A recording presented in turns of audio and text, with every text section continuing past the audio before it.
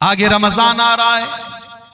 अगर आप तौबा करना चाहते हैं, अगर अपनी जिंदगी को चेंज करना चाहते हैं, अपने अंदर परिवर्तन लाना चाहते हैं, रमजान से अच्छा कोई मौका नहीं है।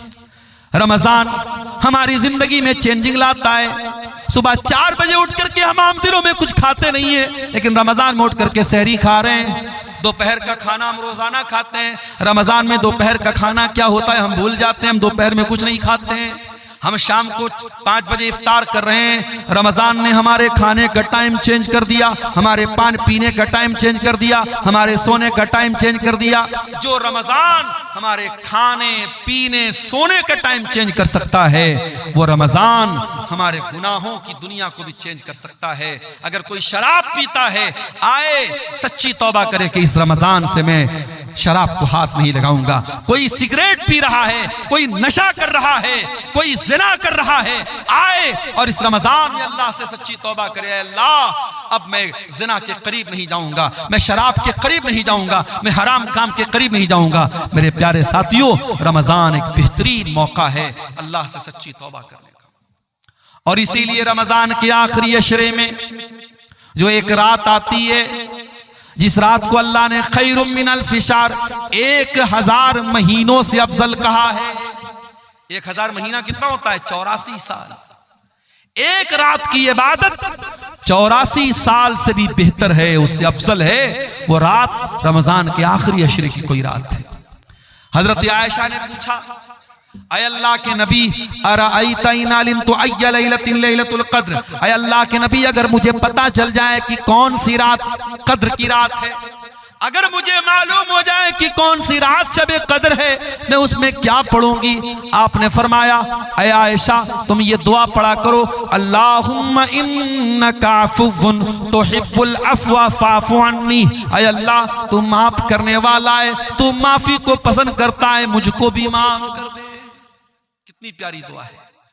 रमजान के आखिरी अशरे में, ताक रातों में है, हम अल्लाह से ये दुआ कर रहे हैं। हम अल्लाह से कारोबार नहीं मांग रहे हैं, जायदाद नहीं मांग रहे हैं, खेत खलिहान नहीं मांग रहे हैं, बच्चों की तंदुरुस्ती नहीं मांग रहे हैं, बीवी की सेहत नहीं मांग रहे हैं। हम क्या मांग रहे हैं? अल्लाहुम्मा इन्नका अफ़ुव्वुन तुहिब्बुल अफ़्वा, अय अल्लाह तू माफ करने वाला है और तू माफी को पसंद करता है। अय अल्लाह तू कुरान में बार बार कहता है, व इन ताफू व तस्फहू, अय मेरे बंदो तुम माफ कर दो ज्यादा बेहतर है। तुम बदला ले सकते हो, तुम इंतकाम ले सकते हो, मगर माफ कर दो तो ज्यादा बेहतर है। अय अल्लाह तू कुरान में बार बार ये ऐलान करता है, मेरे बंदो माफ कर दिया करो, मेरे बंदो दरगुजर कर दिया करो। अय अल्लाह इन्नका अफ़ू, तू माफ करने वाला है, तुहिब्बुल अफ़्वा, माफी को पसंद करता है, फ़अफ़ु अन्नी, अय अल्लाह मैं भी तेरा पापी बंदा हूँ, मैं गुनाहों की गठरी लेके आया हूँ, मैं गुनाहों की पोटली लेके आया हूँ। अय अल्लाह रमजान की ताक रातों में तेरी बारगाह में हाथ उठा के दुआ कर रहा हूँ, अय अल्लाह तू मेरे पापों को माफ कर दे, मुझे दरगुजर कर दे। ये दुआ भी मेरे प्यारे साथियों हमें सिखा रही है कि रमजान का बहुत अहम काम क्या है, हम तौबा करें। और बड़े बदनसीब हैं वो लोग जो रमजान में 14 घंटे भूखे रहते हैं, प्यासे रहते हैं, बीवी के पास नहीं जाते हैं, हलाल चीजों को अल्लाह के हुक्म पर छोड़ देते हैं, लेकिन हराम छोड़ने को तैयार नहीं है। अगर आप 14 घंटे हलाल छोड़ सकते हैं, अल्लाह के हुक्म पर तो हराम क्यों नहीं छोड़ सकते? यही तो ट्रेनिंग दे रहा है रमजान, यही तो ट्रेनिंग दे रहा है रोजा, कि अगर आप फजर से लेकर के मगरिब तक खाना हलाल है, पानी हलाल है, बीवी हलाल है, अगर आप हलाल चीजों को छोड़ सकते हैं, तो ऐ शराब पीने वाले तू शराब क्यों नहीं छोड़ सकता? ऐ जिना करने वाले तू जिना क्यों नहीं छोड़ सकता? ऐ हराम रिलेशनशिप में अपनी जिंदगी बर्बाद करने वाले, अपने बीवी को धोखा देने वाले शौहर, अपने शौहर को धोखा देने वाली बीवी, तू क्यों नहीं हराम रिश्ते से तू तौबा कर सकती है? अगर तू अल्लाह के हुक्म पर हलाल को छोड़ सकती है, तो हराम को क्यों नहीं छोड़ सकती है? कभी आपने गौर किया है मेरे साथ? हम जब रमजान में रोजा रखते हैं, गर्मी का मौसम होता है, अभी तो फरवरी में रमजान शुरू हो रहा है, हमने तो अप्रैल और मई में भी रमजान देखा है, सख्त गर्मी में भी हमने रमजान का रोजा रखा है। जब गर्मी में रोजा आता है, हम क्या करते हैं? सुबह फजर के टाइम हमने सहरी की है, जोहर का टाइम आया, हम मस्जिद में आए, वजू बनाने के लिए हमने पानी मुंह में डाला, कुल्ली के लिए पानी मुंह में डाला, हमने हलक बिल्कुल सूख के कांटा बना है, पानी मुंह में गया है, पानी के 2-4 कतरे अगर हलक के नीचे डाल ले, कौन देखने वाला है? कोई कैमरा तो नहीं लगा है यहां पे? हमारे बगल वाले को भी नहीं मालूम होगा कि हम कुल्ली करने के लिए मुंह में पानी डाल रहे, पानी अंदर जा रहा है, उसको भी नहीं पता चलेगा। लेकिन गौर कीजिए वो कौन सी ताकत है मेरे साथियों, पानी मुंह में जा रहा है मगर बाहर आ रहा है, हलक के नीचे आप उतरने नहीं देते हैं। इसी का नाम तकवा है और रमजान यही तकवा हमें सिखाता है। या अय्युहल्लज़ीना आमनू कुतिबा अलैकुमुस्सियामु कमा कुतिबा अलल्लज़ीना मिन क़ब्लिकुम लअल्लकुम तत्तक़ून। ऐ ईमान वालो, ये रमजान तुम्हें तकवा सिखाने के लिए दिया गया है। ये रोजा तुम्हें तकवा सिखा रहा है, ये तकवा की ट्रेनिंग दे रहा है मेरे साथियों। असर का टाइम हो गया, भूख और प्यास के मारे आपका बुरा हाल है। आप अपने कमरे में आते हैं, कमरे में फ्रिज रखा हुआ है, फ्रिज में केला भी है, अनार भी है, अमरूद भी है, सेब भी है, शहद भी रखा हुआ है, तरह तरह की चीजें रखी हुई है। आप अगर कमरा बंद करके 2-4 केले खा ले, कौन पूछने वाला है? 2-4 सेब खा ले, कौन पूछने वाला है? 2-4 चीजें खा ले, कौन पूछने वाला है? ठंडा ठंडा पानी पी ले, कौन पूछने वाला है? लेकिन यही तकवा होता है मेरे प्यारे साथियों। हम उस गर्मी के मौसम में असर के टाइम भी मस्जिद घर में बैठे हैं, लेकिन हम खाने पीने की चीजों को मुंह में नहीं डालते हैं। मेरे अजीजों, मेरे भाइयों, मेरे बुजुर्गों, अगर रमजान हमें ये तकवा सिखाता है तो रमजान हमें तौबा भी सिखाता है। हम अल्लाह से सच्ची तौबा करें। जो नमाज नहीं पढ़ते हैं आए और तौबा करें और इरादा करें कि इस रमजान से 5 टाइम की नमाज की पाबंदी शुरू करेंगे। और ऐसी वैसी पाबंदी नहीं, नमाज से ऐसी पाबंदी नमाज की होनी चाहिए कि एक टाइम की भी नमाज छूटे तो ऐसा लगे कि हाँ जिंदगी में कुछ मिस हो गया, कुछ छूट गया। बगैर नमाज के सुकून न मिले, बगैर नमाज पढ़े नींद ना आए, ऐसा ताल्लुक मेरे प्यारे साथियों नमाज से हमारा हो जाए। और कोशिश ये कीजिए कि रमजान में 5 टाइम की नमाज जमात से पढ़िए, बिला मजबूरी की आप जमात मत छोड़िए। और अजान की आवाज सुनते ही सारा काम बंद, सारी चीजों को पेंडिंग में डाल दीजिए, पहले मस्जिद में आइए और कोशिश कीजिए कि हर नमाज में आप वक्त के पहले मस्जिद में पहुंच जाएं, ताकि जब इमाम अल्लाहु अकबर कह करके नमाज शुरू करे, जब पहली तकबीर हो तो आप पहली तकबीर में शामिल हो जाएं। अल्लाह के प्यारे नबी फरमाते हैं, लौ यअलमुन नासु मा फिन निदाई वस्सफ़िल अव्वल, अगर लोगों को पता चल जाए कि इकामत में शामिल होने का क्या सवाब है और पहली सफ में शामिल होने का क्या सवाब है, तो लोगों को अगर पर्ची डाल के आना पड़े और पूरा अंदाजी करके आना पड़े तो पर्ची डाल करके आएंगे, मगर पहली सफ में जगह पाएंगे। मेरे प्यारे साथियों, रमजान में एक टाइम की नमाज भी न छूटनी पाए, ये हम कोशिश करें। और हम ये भी कोशिश करें कि रमजान की रातें, दिन में तो हम भूखे प्यासे रहते हैं और रात में बैठ करके मोबाइल पर कोई फिल्में देख रहा है, कोई गाने सुन रहा है, कोई चैटिंग कर रहा है, वो हालात हमारे साथ नहीं होने चाहिए। रमजान की रातों को भी हम बचा करके रखें। और खास तौर से जब रमजान का आखिरी अशरा आ जाए, जिसमें ताक रातों में हमें शब कद्र को तलाश करने का हुक्म है।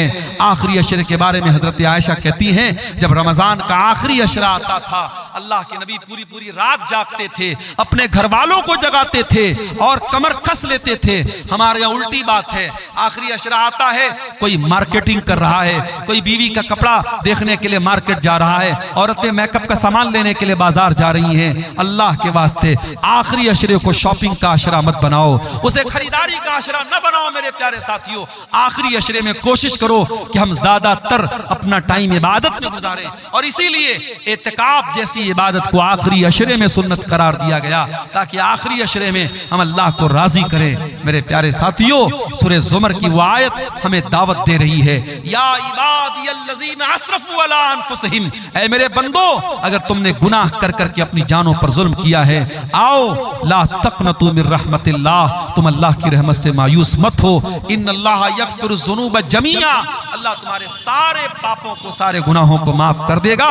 इन्नहु हुवल गफूरुर रहीम, अल्लाह बहुत बख्शने वाला रहम। आगे रमजान आ रहा है, रमजान दुआओं का महीना है। जब रोजा रख के तुम अल्लाह से दुआ करोगे, अल्लाह जरूर तुम्हारी दुआ को सुनेगा। इसलिए कि अल्लाह कुरान में जहां रमजान का जिक्र करता है, जहां रोजे का जिक्र करता है, वहीं अल्लाह ये भी कहता है वइज़ा सालका इबादी अन्नी फइन्नी करीब। ऐ मेरे नबी, जब मेरे बंदे आपसे मेरे बारे में सवाल करें तो जवाब दे दीजिए मैं करीब हूँ। उजीबु दावत दाई, मैं दुआ करने वालों की दुआओं को सुनता हूँ। शर्त ये फलयस्तजीबू ली वलयुमिनू बी, बंदे मेरी बात तो माने, बंदे मेरे ऊपर ईमान तो ले आए। अगर आप अल्लाह की बात मानेंगे, अल्लाह पर ईमान लाएंगे, अल्लाह आपकी हर दुआ सुनने को तैयार। और एक बात मैं बोलना चाहूंगा मेरे साथियों, क्योंकि रमजान अब सिर्फ 2 दिन की दूरी पर हमसे, हो सके तो 1 महीना के लिए ये रील्स की दुनिया से अपने आप को बाहर निकाल दो। ये रील्स कोई मामूली चीज नहीं है। ये रील्स गंदी फिल्मों से बड़ा किरदार अदा कर रही है, हमारे बच्चों को बर्बाद कर रही हैं, हमारी लड़कियों को बर्बाद कर रही हैं। इन रील्स को मेरे भाइयों रमजान की रातों को बर्बाद करने का जरिया मत बनाना, रमजान के दिनों को बर्बाद करने का जरिया मत बनाना। नेकी का मौसम आ रहा है, नेकी का महीना आ रहा है, हो सके तो कम से कम 1 महीना फेसबुक और इंस्टाग्राम को छोड़ देना, रील्स को छोड़ देना। और अगर नहीं छोड़ते हो तो याद रखो ये आंखें भी क़यामत के दिन गवाही। जब बंदा कोई गुनाह करने का इरादा करता है, अल्लाह ताला फरिश्तों से कहता है कि ऐ मेरे फरिश्तों, जब तक मेरा बंदा गुनाह न कर ले उसके नाम आमाल में गुनाह न लिखा जाए। बंदा अगर नेकी का इरादा करता है, रात को तहज्जुद पढ़ने का इरादा करता है, नींद लग गई, सो गया, तहज्जुद में नींद नहीं उठ पाई, लेकिन सिर्फ पक्का इरादा करके सोया था, अल्लाह ताला फरिश्तों से कहता है मेरा बंदा पक्का इरादा करके सोया था, अज़्म मुसम्मम करके सोया था, मेरे बंदे के नाम अमाल में 1 नेकी लिख दो। सिर्फ नेकी का इरादा करने पर 1 नेकी मिल रही है। और अगर बंदा नेकी कर ले, तहज्जुद पढ़ ले, सदका खैरात कर ले, तो अल्लाह ताला 10 से लेकर 700 गुना तक नेकी का सवाब देता है। हम 1 नेकी करते हैं, अल्लाह कभी 10 नेकी का सवाब भी देता है, कभी 100 नेकी का सवाब भी देता है, कभी 500 नेकी का सवाब भी देता है, कभी 700 गुना तक सवाब देता है। और अगर बंदा गुनाह का इरादा करे, अल्लाह फरिश्तों से कहता है रुक जाओ मेरे फरिश्तों, जब तक मेरा बंदा गुनाह नहीं कर लेगा उसके नाम आमाल में गुनाह मत लिखना। और अगर बंदा गुनाह का इरादा करने के बाद उसके दिल में अल्लाह का डर पैदा हो जाए और वो गुनाह के इरादे से बाज आ जाए, वो गुनाह न करे, तो अल्लाह ताला फरिश्तों से कहता है उक्तबूहा लहू हसना, ऐ मेरे फरिश्तों मेरे बंदे के नाम आमाल में 1 नेकी लिख दो। ऐ अल्लाह, ये बात तो समझ में नहीं आई। बंदा तो गुनाह का इरादा कर रहा था, शराब पीने का इरादा कर रहा था, ज़िना करने का इरादा कर रहा था, किसी लड़की को छेड़ने का इरादा कर रहा था, कोई हराम काम करने का इरादा कर रहा था, उसने गुनाह का इरादा किया था। हाँ, उसके दिल में अल्लाह का डर पैदा हुआ, उसने गुनाह नहीं किया। ऐ अल्लाह, तू उसके नाम आमाल में 1 नेकी क्यों लिख रहा है? फरमाया उक्तबूहा लहू हसनतन फइन्नमा तरकहा मिन जर्राया, ऐ मेरे फरिश्तों मेरे बंदे के नाम आमाल में 1 नेकी लिख दो, इसलिए कि उसने गुनाह से जो वो बच गया है, वो मेरे डर से बचा है, उसके दिल में मेरा डर आ गया, उसके दिल में मेरा तकवा आ गया, इसलिए मेरे बंदे ने गुनाह नहीं किया है, वो मेरा बंदा 1 नेकी का हकदार है। अल्लाह अकबर, ये उस रब की शान करीमी है। वो रब हम पर कितना मेहरबान है, इसको और बेहतर तरीके से समझने के लिए जो मैंने दूसरी आयत पढ़ी है, सूरह ज़ुमर की आयत नंबर 53, आयत नंबर 53, और ये वो आयत है कि सहाबी रसूल अब्दुल्लाह बिन मसूद कहा करते थे कि कुरान की सबसे ज्यादा उम्मीद दिलाने वाली, सबसे ज्यादा मायूसी को दूर करने वाली, दिल में उम्मीदों की किरण पैदा करने वाली अगर कोई आयत है तो यही आयत है, सूरह ज़ुमर की आयत नंबर 53। आइए जरा उस आयत पर भी हम एक नजर डालते हैं। कुल या इबादी अल्लज़ीना असरफू अला अनफुसिहिम, ऐ नबी आप फरमा दीजिए, कह दीजिए, ऐ मेरे वो बंदो जिन्होंने गुनाह कर करके अपनी जानों पर जुल्म किया है। गौर कीजिएगा, अल्लाह ताला चाहता तो ये भी कह सकता था, ऐ नबी मेरे गुनहगार बंदों से कह दीजिए, ऐ नबी शराबियों से कह दीजिए, ऐ नबी जानियों से कह दीजिए, ऐ नबी शिर्क करने वालों से कह दीजिए। मगर अल्लाह का अंदाज देखो, अल्लाह कह रहा है कुल या इबादियल्लज़ीना असरफू, ऐ नबी आप कह दीजिए ऐ मेरे बंदो। इंसान तो अल्लाह से डर भी नहीं रहा है, शराब पीने वाला शराब पीता है अल्लाह से नहीं डरता है, ज़िना करने वाला ज़िना कर रहा है अल्लाह से नहीं डर रहा है, हराम खाने वाला हराम का खा रहा है अल्लाह से नहीं डर रहा है, कत्ल करने वाला कत्ल कर रहा है अल्लाह से नहीं डर रहा है। वो तो अल्लाह से भाग रहा है, वो तो अल्लाह को छोड़ रहा है, मगर अल्लाह उसको छोड़ने को तैयार नहीं है। वो तो अपना रिश्ता अल्लाह से तोड़ने की कोशिश कर रहा है, लेकिन अल्लाह उससे रिश्ता नहीं तोड़ रहा है। अल्लाह ज़िना के बाद भी उसको अपना बंदा कह रहा है, कत्ल के बाद भी उसको अपना बंदा कह रहा है, शिर्क के बाद भी उसको अपना बंदा कह रहा है। कुल या इबादियल्लज़ीना असरफू, ऐ मेरे बंदो तुमने पाप कर करके, तुमने गुनाह कर करके अपनी जानों पर बहुत जुल्म कर लिया, बहुत अत्याचार कर लिया, अपने आप को बहुत सता लिया। ऐ मेरे गुनहगार बंदो आ जाओ, तुम्हारा परवरदिगार तुमको अपने दामन में बुला रहा है, अपनी रहमत में बुला रहा है। ला तक़नतू मिर रहमतिल्लाह, ऐ गुनाह करके अपनी जानों पर जुल्म करने वाले मेरे बंदो तुम अल्लाह की रहमत से कभी मायूस मत होना। जानते हो अल्लाह की रहमत कितनी बड़ी है? चलिए मैं 2 हदीसें आपको पढ़ के सुनाता हूं, अल्लाह की रहमत कितनी बड़ी है। अल्लाह के नबी फरमाते हैं इन्ना लिल्लाहि मियत रहमा, अल्लाह ताला के पास 100 रहमतें हैं, 99 रहमतें उसने अपने पास रखी है, एक रहमत उसने दुनिया में उतारी है। दुनिया में जो माँ को बच्चों से प्यार है, जो दुनिया के बड़े बड़े दरिंदे जंगली जानवर सांप बिच्छू ये भी अपने बच्चों पर जो दया दृष्टि करते हैं, जो कृपा करते हैं, जो रहम करते हैं, जो मर्सी उनके दिल में आती है, जो प्यार और मोहब्बत एक माँ के दिल में उमड़ता है, जानवरों के दिल में, इंसानों के दिल में, अल्लाह के नबी ने फरमाया वो एक रहमत जो अल्लाह ताला ने दुनिया में उतारी है, उस एक रहमत की वजह से ये होता है जो माँ के दिल में बच्चा जितना भी नाफरमान हो जाए, माँ कभी बच्चे से रिश्ता नहीं तोड़ती है, माँ कभी बच्चे को सताती नहीं है, माँ बच्चे से कभी बदला नहीं लेती है। जंगली जानवरों के अंदर भी, जहरीले जानवरों के अंदर भी अपने बच्चों के लिए जो प्यार है, जो प्रेम है, वो अल्लाह की एक रहमत की वजह से है। 99 रहमतें अल्लाह ताला ने अपने पास रोक के रखी, और वो 99 रहमतें कयामत के दिन अल्लाह ताला अपने गुनहगार बंदों को अता करेगा, अल्लाह उनकी मग़फ़िरत करेगा। दुआ करो अल्लाह की रहमत हमें भी नसीब हो जाए मेरे साथियों। इतना रहीम है वो परवरदिगार। एक जंग का मौका था, जंग में मुसलमानों ने कैदी पकड़े थे, कुछ मर्द भी कैदी बन के आए थे, कुछ औरतें भी कैदी बन के आई थी। उन्हीं कैदियों में एक औरत थी जो अपने बच्चे से बिछड़ गई थी, दूध पीता बच्चा उसका कहीं बिछड़ गया था। नबी अकरम का गुजर हुआ, आपने देखा औरत अपने बच्चे के लिए बहुत बेचैन है। माँ को बच्चे से जो प्यार होता है सारी दुनिया जानती है, माँ की ममता की मिसाल दी जाती है। और जब बच्चा दूध पीने के पीरियड में हो तो न माँ को बच्चे के बिना करार मिलता है, न बच्चे को माँ के बिना करार मिलता है।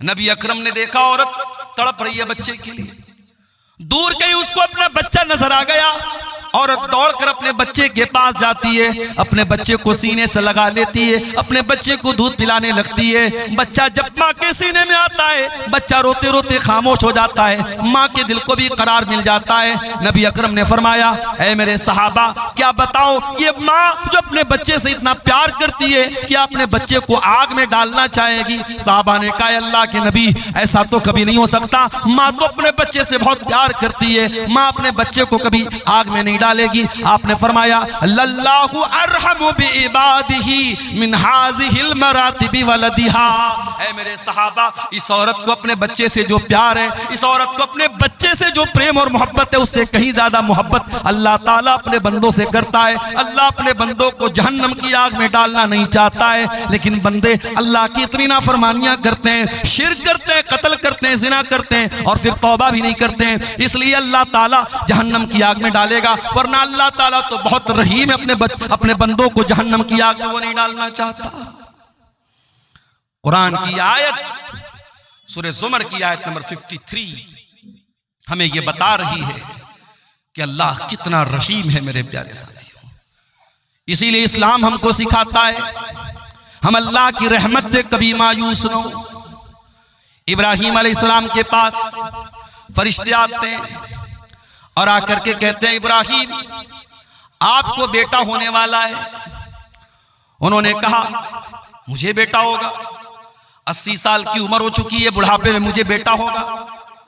फरिश्तों ने कहा कि हाँ आपको बेटा होगा और इब्राहीम आप अल्लाह की रहमत से मायूस न हो। इब्राहीम अलैहिस्सलाम ने जवाब दिया, वमन यक़नतु मिन रहमति रब्बिही इल्ला ज़ाल्लून। ऐ फरिश्तों कैसी बात कर रहे हो, अल्लाह की रहमत से तो वही लोग मायूस होते हैं जो गुमराह होते हैं, जो भटक जाते हैं। ईमान वाला कभी अल्लाह से मायूस नहीं होता है। याकूब अलैहिस्सलाम को देखो, याकूब अलैहिस्सलाम एक बेटा जिसका नाम यूसुफ था, वो बेटा बचपन में भाइयों की साजिश से गायब हो जाता है। फिर दूसरा बेटा, भाई लोग आके कहते हैं कि अब्बा जान आपके बेटे को अजीज मिस्र ने रोक लिया है। हजरत याकूब अलैहिस्सलाम समझ जाते हैं कि ये भी कोई प्लानिंग है। कहते हैं इज़हबू, ऐ मेरे बच्चों जाओ, फतहस्ससू मिन यूसुफ व अखी, और जा करके यूसुफ को तलाश करो और यूसुफ के भाई को तलाश करो। वला तयअसू मिन रौहिल्लाह, और अल्लाह की रहमत से मायूस मत हो। इन्नहू ला ययअसू मिन रौहिल्लाहि इल्लल कौमुल काफिरून। फरमाया अल्लाह की रहमत से वही लोग मायूस होते हैं जो काफिर होते हैं, मोमिन कभी अल्लाह की रहमत से मायूस नहीं होता। इसीलिए जो कुरान का तरीका है वो अल्लाह के अजाब का डर भी हमारे दिल में होना चाहिए और अल्लाह की रहमत की उम्मीद भी हमारे दिल में होनी चाहिए। इसीलिए पांचों टाइम की नमाज में जब हम सूरह फातिहा पढ़ते हैं तो हम अल्लाह ताला के अजाब को भी याद करते हैं, उसकी रहमत को भी याद करते हैं। हम कहते हैं अल्हम्दुलिल्लाहि रब्बिल आलमीन अर्रहमानिर रहीम मालिकी यौमिद्दीन। तमाम तारीफें उस अल्लाह के लिए हैं जो सारी कायनात का रब है, जो बहुत मेहरबान है, बहुत रहम वाला है और बदले के दिन का मालिक है। वो डे ऑफ जस्टिस का मालिक है, वो इंसाफ के दिन का मालिक है। वो इंसाफ भी करेगा, वो बंदों को उनके अमाल का बदला भी देगा। हमें अल्लाह के अजाब का डर भी होना चाहिए और उसकी रहमत की उम्मीद भी होनी चाहिए। इसीलिए रहमान रहीम भी कहा गया और मालिकी यौमिद्दीन भी कहा गया। कुरान की आयत दुनिया के तमाम गुनहगारों को दावत दे रही है। ऐ शराब पीने वालों, ऐ जिना करने वालों, ऐ कत्ल करने वालों, ऐ गलत कामों में अपने हाथों को मुलव्विस करने वालों, ला तक़नतू मिन रहमतिल्लाह, तुम अल्लाह की रहमत से मायूस मत होना। लोग कहते हैं सुबह का भूला शाम को लौट जाए, उसे भूला नहीं कहते, लेकिन दुनिया वाले फिर भी माफ नहीं करते हैं। शराबी अगर सुधर भी जाए तो ताना मारने वाले ताना मार देते हैं, अरे ये तो पहले शराब पिया करता था। कोई बुरा इंसान नेक बन जाए, दुनिया वाले कभी न कभी ताना मार देते हैं, अरे तुम्हारे पहले की जिंदगी क्या हमें मालूम नहीं है, तुम पहले कैसे थे। उसके माजी को याद दिला दिला करके, उसकी पिछली जिंदगी को याद दिला दिला करके लोग ताना मारते हैं। मगर ऐ अल्लाह तू कैसा करीम है, तू कैसा रहीम है, तू क्या ऐलान कर रहा है। फरमाया मेरे बंदो इन्नल्लाह यगफिरुज़्ज़ुनूब जमीआ, तुम सच्ची तौबा तो कर लो, तुम अल्लाह से माफी तो मांग लो, तुम अल्लाह के सामने अपने आंसुओं को बहा तो लो, तुम अल्लाह के सामने गिड़गिड़ा तो लो। अल्लाह तुम्हारे तमाम गुनाहों को माफ करने को तैयार है। अल्लाह एक बार भी पलट के पिछले गुनाहों का तुमसे कोई हिसाबो किताब ना लेगा, एक बार पलट करके तुम्हारी पिछली जिंदगी का नाम भी ना लेगा। अल्लाह सारे गुनाहों को माफ कर देगा। इन्नहु हुवल गफूरुर रहीम, अल्लाह बहुत बख्शने वाला, बहुत रहम करने वाला है। कुल या इबादियल्लज़ीना अस्रफू अला अनफुसिहिम, ऐ मेरे बंदो जिन्होंने गुनाह करके अपनी जान पर जुल्म किया है। अच्छा, अल्लाह ने यह क्यों कहा कि गुनाह करके अपनी जान पर जुल्म किया है? इसमें भी एक सबक है। जब हम कोई पाप करते हैं, जब हम कोई गुनाह करते हैं तो दूसरों का नुकसान नहीं करते, हम पहले अपना नुकसान करते हैं। दुनिया का हर गुनहगार, दुनिया का हर पापी, दुनिया का हर गलत काम करने वाला सबसे पहले अपने आप को नुकसान पहुंचाता है। गुनाहों का असर उसकी अपनी जिंदगी पर भी पड़ता है। आज जिना करने वाले क्यों एड्स की बीमारी का शिकार हो रहे हैं? आज शराब पीने वाले क्यों कैंसर के मरीज हो रहे हैं? आज तंबाकू खाने वाले क्यों कैंसर हॉस्पिटलों में भरे पड़े हैं? आज नमाज न पढ़ने वाले क्यों अल्लाह की रहमतों से दूर हैं? मेरे प्यारे साथियों, जब आप गुनाह करेंगे, जब पाप करेंगे, उसका सबसे पहला नुकसान आपको खुद सहना पड़ेगा। हमारे बाप आदम, हमारी माँ हव्वा आराम से जन्नत में रहते थे। अल्लाह ने खुली छूट दी थी, तुम्हें जो खाना है खा लो, जो पीना है पी लो, आराम से जन्नत में रहो। वला तक़रबा हाज़िहि शजरता फतकूना मिनज़्ज़ालिमीन। ऐ आदम, ऐ हव्वा, जन्नत में कुछ भी खा सकते हो, बस एक पेड़ है, उस पेड़ के करीब मत जाना। कौन सा पेड़ था भाई? उसका नाम नहीं बताया गया, और नाम नहीं बताया गया तो हमें जानने की जरूरत भी नहीं। बाज लोग बिला वजह ऐसे सवालात ज्यादा करते हैं जिसका कोई मतलब नहीं। मौलवी साहब, वो कौन सा पेड़ था जो आदम अलैहिस्सलाम को अल्लाह ताला ने खाने से मना किया? आपको क्या करना भैया, खाना है आपको? क्यों पूछते? इमाम अबू हनीफा रहमतुल्लाह अलैह के उस्ताद थे इमाम इब्राहिम नखई। उनसे किसी ने पूछा कि इब्लीस कुंवारा है या शादीशुदा है, और अगर इब्लीस शादीशुदा है तो उस इब्लीस की बीवी का नाम क्या है? उन्होंने कहा, माफ फरमाइए, मैं इब्लीस की शादी में गया नहीं था। अजीब व गरीब सवालात लोग करते हैं। एक आदमी बीड़ी पी रहा है, सिगरेट पी रहा है, और मुझसे आके पूछ रहा है, मौलवी साहब, वो हाबिल काबिल में जो झगड़ा हुआ था, इस लड़की की वजह से, उस लड़की का नाम क्या था? मैंने कहा, आपको रिश्ता भेजना है उसके पास। अजीब व गरीब मसाइल, लोग सवालात के नाम पर भी आज ऐसे सवालात करते हैं कि अल्लाह रहम फरमाए। मेरे प्यारे साथियों, सवाल वो कीजिए उलमा से जो आपके दीन और दुनिया से रिलेटेड हो, इसका कोई मतलब। बस अल्लाह ने मना कर दिया, उस पेड़ के करीब मत जाओ, अल्लाह ने नाम नहीं लिया, हमें जानने की जरूरत नहीं। शैतान आया, वही शैतान जो अल्लाह से वादा कर चुका है, सुम्मा लातियन्नहुम मिन बैनि अयदीहिम व मिन खल्फिहिम व अन अयमानिहिम व अन शमाइलिहिम व ला तजिदु अक्सरहुम शाकिरीन। ऐ अल्लाह, मैं आदम को और आदम की औलाद को कयामत तक बहकाता रहूंगा। ऐ अल्लाह, मैं तेरे बंदों को कयामत तक बहकाता रहूंगा। कभी आगे से बहकाऊंगा, कभी पीछे से बहकाऊंगा, कभी दाहिनी तरफ से बहकाऊंगा, कभी बाएं तरफ से बहकाऊंगा। व ला तजिदु अक्सरहुम शाकिरीन। और अल्लाह, मैं वादा करता हूं तेरे ज्यादातर बंदों को तेरा नाशुक्रा बना दूंगा। तेरे बंदों की मेजॉरिटी, तेरे बंदों की ज्यादातर संख्या तेरी नाफरमान हो जाएगी, तेरे साथ शिर्क करेगी, तेरी धरती पर पाप करेगी, तेरी नाफरमानी करेगी। शैतान तो वादा कर चुका था, और शैतान को अल्लाह ने यह अथॉरिटी दे दी थी कि ठीक है, तू आदम को और आदम की औलाद को तू बहकाने की कोशिश कर सकता है। शैतान आया और उसने कहा, ऐ आदम, ऐ हुआ, अला अदुल्लुकुम अला शजरतिल खुल्दी। ऐ आदम, ये पेड़ जिसके करीब जाने से अल्लाह ने मना किया है, ये पेड़ कोई मामूली पेड़ नहीं है, ये अमृत का पेड़ है, ये हमेशा हमेश तुम्हें जिंदगी देगा। इस पेड़ का फल तुम खा लोगे तो हमेशा हमेश रहोगे। अच्छा, एक बात ये पता चली कि इंसान की जो नेचुरल ख्वाहिश होती है कि उम्र लंबी मिल जाए, ये इंसान की जो नेचुरल ख्वाहिश है, ये आदम अलैहिस्सलाम के अंदर भी थी। शैतान ने हजरत आदम को बहकाने के लिए रास्ता कौन सा अपनाया, हथियार कौन सा चुना? कहा कि ऐ आदम, ये पेड़ ऐसा है, अमृत का पेड़ है, इसको खा लोगे कभी मौत नहीं आएगी। तो लंबी जिंदगी की जो तलब होती है वो आदम के अंदर भी थी। कहा, ऐ आदम, इस पेड़ को खा लो, तुम हमेशा हमेश रहोगे। लेकिन शैतान को यह भी पता था आदम इतनी जल्दी मेरी बात नहीं मानेंगे। वक़ासमहुमा इन्नी लकुमा लमिनन नासिहीन। शैतान ने कसम खा के कहा, ऐ आदम मैं अल्लाह की कसम खा के कहता हूँ मैं तुम्हारी खैर खाई चाहता हूँ। पता ये चला अल्लाह वालों को अल्लाह के नाम पे आसानी से बेवकूफ़ बनाया जा सकता है। जो अल्लाह को मानने वाला हो उसके सामने अल्लाह की कसम खा लो, वो बात मान लेगा, वो इकरार कर लेगा। शैतान ने अल्लाह की कसम खा के कहा, ऐ आदम ऐ हव्वा मैं तुम्हारा बहुत बड़ा खैर खाऊं, बहुत बड़ा तुम्हारा भलाई चाहने वाला हूं। कुरान कहता है फदल्लाहुमा बिगुरूर।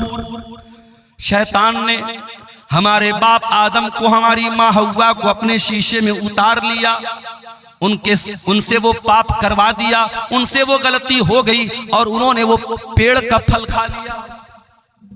फलम्मा ज़ाक़ा शजरा, और जब दोनों ने उस पेड़ को सिर्फ चख लिया, खाया भी नहीं था, सिर्फ चखा था। हाय हाय, खाया भी नहीं, अल्लाह ने अकला नहीं कहा, अल्लाह ने जाका कहा, यानी आदम और हव्वा ने बस उस पेड़ को जरा सा टेस्ट किया था।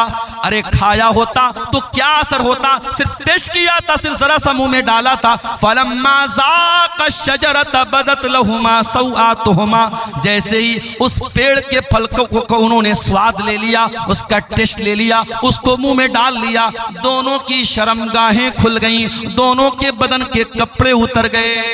अल्लाह की नाफरमानी की पहली सजा क्या मिली? नंगे हो गए। जन्नत में रेशम के कपड़े पहनते थे, बेहतरीन कपड़े पहनते थे, आदम का कपड़ा भी उतर गया, हव्वा का कपड़ा भी उतर गया। अच्छा, जब दोनों नंगे हो गए तो पहली चिंता क्या हुई कि अपनी शर्मगाह को कैसे ढांपा जाए। कुरान कहता है बदत लहुमा सौआतुहुमा वतफिका यक्सिफानी अलैहिमा मिन वरक़िल जन्ना, और आदम और हव्वा दोनों जन्नत के पत्तों से अपनी शर्मगाह को ढांपने लगे। उन्हें नंगा रहना पसंद नहीं था, उन्हें शर्मगाह का खुला रहना पसंद नहीं था। आज कितने बदतमीज लोग हैं, कितने बेगैरत लोग हैं, नंगे रहने को और शर्मगाह को दिखाने को वो बहुत बड़ी तरक्की समझते हैं। आज कितनी लड़कियां हैं, कितनी औरतें हैं जो अपने जिस्म की नुमाइश करके इंस्टाग्राम पर पैसे कमा रही हैं। कितने बेगैरत शौहर हैं जो अपनी बीवी के जिस्म की नुमाइश करके पैसे कमा रहे हैं। वो लोगों, ये नंगा रहना, ये नंगापन, ये न्यूडिटी, ये वल्गैरिटी, ये उरियानियत, ये बेहुदापन, ये आदम का तरीका नहीं है, ये हव्वा का तरीका नहीं है। आदम का तरीका तो अपने आप को कवर करना है, अपने आप को छुपाना है। जो हकीकत में आदम की औलाद है, जो आदमी कहलाने के लायक है, जो इंसान कहलाने के लायक है, वो कभी भी वल्गैरिटी को पसंद नहीं करेगा, वो न्यूडिटी को पसंद नहीं करेगा, वो नंगेपन को पसंद नहीं करेगा। नंगापन ये इंसानियत के खिलाफ है, ये ह्यूमैनिटी के खिलाफ है, ये आदम और हव्वा के तरीके के खिलाफ है। दोनों जल्दी से अपनी शर्मगाह को कवर करने लगे, ढांपने लगे। दोनों को एहसास हुआ हमने बहुत बड़ी गलती कर दी, हमने अल्लाह की नाफरमानी कर दी, हमारे बदन का कपड़ा भी उतर चुका है। दोनों ने अल्लाह की बारगाह में हाथ उठाया और क्या दुआ की, जरा दुआ के अल्फाज पे गौर करो। फरमाया रब्बना ज़लमना अनफुसना व इल्लम तगफिर लना व तरहमना लनकूनन्ना मिनल खासिरीन। परवरदिगार, हमसे ये जो गलती हुई है, हमसे जो तेरी नाफरमानी हुई है, हमने शैतान के झांसे में आके जो ये काम किया है, आए अल्लाह हमने किसी और पर नुकसान, किसी और का नुकसान नहीं किया है। रब्बाना ज़लमना अनफुसना, आए अल्लाह ये गलती करके हमने अपने नफ्स पर बहुत बड़ा जुल्म कर लिया, बहुत बड़ा अत्याचार कर लिया। व इल्लम तगफिर लना, और अगर तूने हमको नहीं बख्शा, व तरहमना, और तूने हम पर रहम नहीं किया, लनकूनन्ना मिनल खासिरीन, तो हमसे ज्यादा खसारा उठाने वाला कोई नहीं होगा। पता ये चला कि जब हम और आप गुनाह करते हैं तो अपने नफ्स पर जुल्म करते हैं, अपने आप पर अत्याचार करते हैं। और आगे बढ़िए, यूनुस अलैहिस्सलाम को देखिए, अपनी कौम को छोड़ के चले गए अल्लाह की इजाजत के बगैर, अल्लाह की मर्जी के बगैर, अल्लाह की इजाजत के बगैर, अल्लाह के हुक्म के बगैर अपनी बस्ती को छोड़ के चले गए। अल्लाह ने कहां पहुंचा दिया? फल्तकमहुल हूत, मछली के पेट में पहुंचा दिया। कितनी बड़ी मछली रही होगी, और उस मछली के पेट में यूनुस अलैहिस्सलाम बिल्कुल सही सलामत हैं। यह भी अल्लाह की बहुत बड़ी कुदरत है। मछली के पेट में यूनुस अलैहिस्सलाम पहुंच गए अब जरा गौर करना मेरे भाइयों, समुंदर का अंधेरा है, मछली के पेट का अंधेरा है, रात का अंधेरा है, तीन अंधेरे हैं। यूनुस अलैहिस्सलाम तीन अंधेरों में पहुंच चुके हैं। दुनिया का कोई नेटवर्क वहां नहीं पहुंच सकता है। आज का दौर होता, एयरटेल भी काम न करता, BSNL भी काम न करता, जियो भी काम नहीं करता। आज पहाड़ों पे चले जाओ, मोबाइल का नेटवर्क काम करना बंद कर देता है। फ्लाइट पे चले जाओ, एयरप्लेन मोड में मोबाइल को डालना पड़ता है। आज भी दुनिया इतनी तरक्की कर चुकी है, लेकिन बहुत सारी जगह ऐसी है जहां नेटवर्क नहीं मिलता है, जहां मोबाइल कंपनियों का नेटवर्क नहीं पहुंचता है। हो लोगों, जहां दुनिया के किसी नेटवर्क का कवरेज ना हो, जहां दुनिया का कोई सिम न पहुंच सके, वहां मेरे परवरदिगार का नेटवर्क मौजूद होता है। यूनुस अलैहिस्सलाम मछली के पेट में पहुंच चुके हैं। उन्हें एहसास हो गया, मुझसे गलती हो गई, मुझे अल्लाह की इजाजत के बगैर अपनी कौम को छोड़ के नहीं जाना चाहिए था। फनादा फिस्सुलुमात, उन्होंने मछली के पेट में अल्लाह को पुकारा। उनके दिल में एक बार भी ये ख्याल नहीं आया ये तो मछली का पेट है, ये तो अंधेरा है, ये तो समुंदर की गहराई है, यहाँ मेरी आवाज अल्लाह तक कैसे पहुंचेगी। यूनुस को यकीन था जहाँ दुनिया का कोई नेटवर्क ना पहुंचे वहां अल्लाह का नेटवर्क मौजूद है। फनादा फिस्सुलुमात, उन्होंने मछली के पेट में अल्लाह को पुकारा। और क्या पुकारा? ला इलाहा इल्ला अंता सुब्हानका इन्नी कुन्तु मिनज़्ज़ालिमीन। ऐ अल्लाह, तेरे सिवा मेरा कोई माबूद नहीं, तेरे सिवा मेरा कोई सहारा नहीं। सुब्हानका, तू पाक है। इन्नी कुन्तु मिनज़्ज़ालिमीन, ऐ अल्लाह मैं बहुत बड़ा जालिम हूं, मुझसे गलती हो गई, अल्लाह मुझको माफ फरमा दे। हो लोगों, दुआ मांगने की तमीज सीखो, दुआ मांगने का तरीका सीखो। आगे रमजान आ रहा है, रमजान दुआओं का महीना है। जब रोजा रख के तुम अल्लाह से दुआ करोगे, अल्लाह जरूर तुम्हारी दुआ को सुनेगा। इसलिए कि अल्लाह कुरान में जहां रमजान का जिक्र करता है, जहां रोजे का जिक्र करता है, वहीं अल्लाह ये भी कहता है वइज़ा सालका इबादी अन्नी फइन्नी करीब। ऐ मेरे नबी, जब मेरे बंदे आपसे मेरे बारे में सवाल करें तो जवाब दे दीजिए, मैं करीब हूँ। उजीबु दावतद दाई, मैं दुआ करने वालों की दुआओं को सुनता हूं। शर्त ये फलयस्तजीबू ली वलयुमिनू बी, बंदे मेरी बात तो माने, बंदे मेरे ऊपर ईमान तो ले आए। अगर आप अल्लाह की बात मानेंगे, अल्लाह पर ईमान लाएंगे, अल्लाह आपकी हर दुआ सुनने को तैयार है। हमें दुआ मांगने का तरीका ही नहीं आता मेरे साथी। यूनुस ने अल्लाह से कितनी प्यारी दुआ मांगी, इसीलिए अल्लाह के नबी फरमाते हैं दावतो ज़िन्नून, मछली वाले नबी की दुआ जब मुसलमान किसी मुसीबत में पड़ता है तो अल्लाह ताला जरूर उसकी मुसीबत को दूर करेगा। ये बहुत प्यारी दुआ है। ला इलाहा इल्ला अंता सुब्हानका इन्नी कुन्तु मिनज़्ज़ालिमीन, ऐ अल्लाह तेरे सिवा मेरा कोई माबूद नहीं है, तू पाक है, मैं जालिम हूँ। जरा इस दुआ के अंदर भी गौर करो, बंदा अपने आप को जालिम कह रहा है। इसका मतलब ये हुआ कि जब भी हम कोई गुनाह करते हैं तो पहले अपना नुकसान करते हैं। और ये बात याद रखो मेरे साथ, आपके गुनाहों की सजा आपके बच्चे भी भुगत रहे हैं, हमारे गुनाहों की सजा हमारा परिवार भी भुगतता है। हम कोई पाप करते हैं उसका असर हमारे बच्चों पर भी पड़ता है, हमारी बीवी पर भी पड़ता है, हमारे परिवार पर भी पड़ता है, हमारी पूरी जिंदगी पर पड़ता है। इसीलिए अल्लाह कुरान में कहता है वमन आरज़ा अन ज़िक्री फ़इन्न लहू मईशतन ज़नका, जो मेरे जिक्र से मुंह मोड़ेगा, जो मेरी नाफरमानी करेगा, जो मेरी शरीयत को छोड़ देगा, हम उसकी जिंदगी को परेशानी वाली जिंदगी बना देंगे। व नहशुरुहु यौमल क़ियामति आमा, और क़यामत के दिन उसको अंधा बना करके उठाएंगे। गुनाहों का असर हमारी लाइफ पर भी पड़ता है मेरे प्यारे साथियों, हमारी तंदुरुस्ती पर भी पड़ता है। इसीलिए अल्लाह कह रहा है कुल या इबादी अल्लज़ीना असरफू, ऐ नबी आप कह दीजिए ऐ मेरे वो बंदो जिन्होंने पाप कर करके, गुनाह कर करके अपनी जानों पर जुल्म किया है। एक इंसान था, बहुत गुनहगार था। अल्लाह के नबी फरमाते लम यामल खैरन क़त्त, उसने कभी कोई नेकी का काम नहीं किया था। मरने का टाइम आया, सारे बच्चों को बुलाया, ऐ मेरे बच्चों मैं बहुत बड़ा गुनहगार हूं, मैंने दुनिया में कभी कोई नेकी का काम नहीं किया है। इज़ा मित्तु फ़अहरिक़ूनी, जब मेरी मौत हो जाए तो एक काम करना, मुझे जला देना, मेरी पूरी बॉडी को जला देना। और जब मेरी पूरी बॉडी राख बन जाए, मेरा पूरा जिस्म जब राख बन जाए, मेरी राख के दो हिस्से कर देना, आधी राख को समंदर में फेंक देना, आधी राख को खुशकी में कहीं उड़ा देना।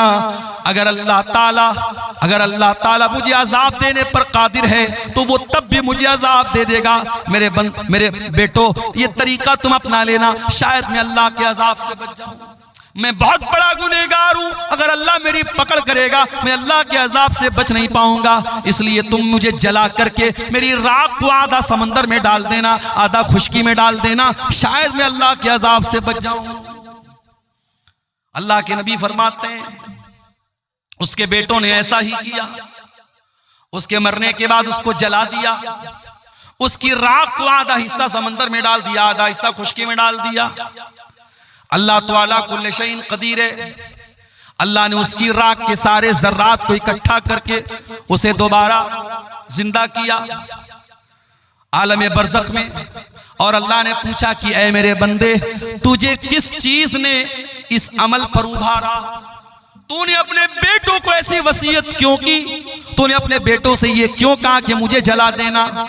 उसने कहा खशियतु का, ऐ अल्लाह तेरे डर की वजह से मैंने ऐसा काम किया है, तेरा खौफ मेरे ऊपर तारी था।